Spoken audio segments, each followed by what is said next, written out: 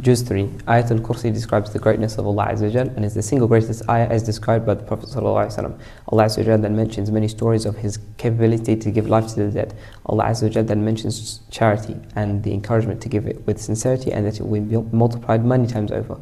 Allah Azza wa Jal then warns severely against taking interest and how it is equivalent to declaring war against Allah and His Messenger.